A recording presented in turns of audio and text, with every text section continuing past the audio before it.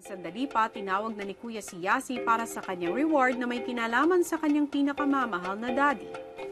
Ilang taon na ba siya ngayon? 87 na po bukas.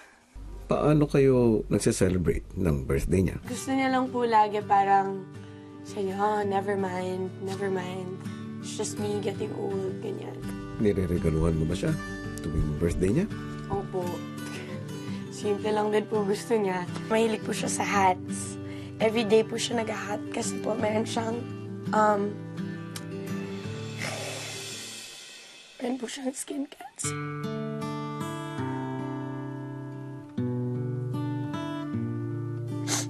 Meron po siyang sakit na hindi po siya pwede sa araw.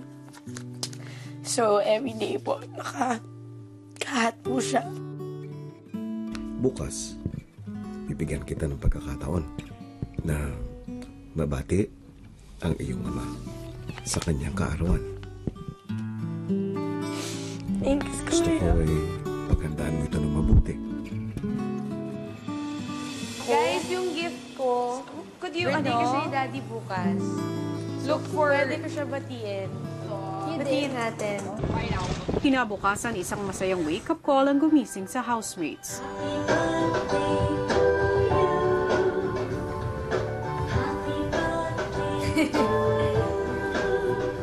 At maaga pa lang ay hindi na maitago ni Yasi ang saya. Happy birthday to Daddy mo. Foreigner yan. August na isip. Ang mga Pilipina. Pero ano, sila pa rin, hindi na. Ay, hindi na. Hindi nagtagal, muli na siyang tinatawag ni Kuya. Good morning? Bakit good morning? Birthday po ni Papa. Tapos sabi niyo po paghandaan po namin.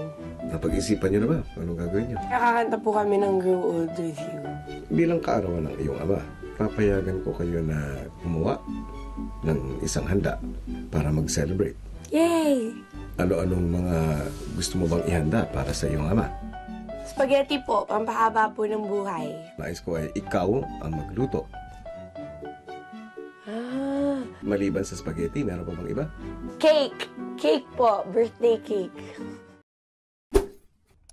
Hi mga kapamilya! Be updated with the Pinoy Big Brother housemates by clicking the subscribe button and watch all the latest videos by clicking the I button above.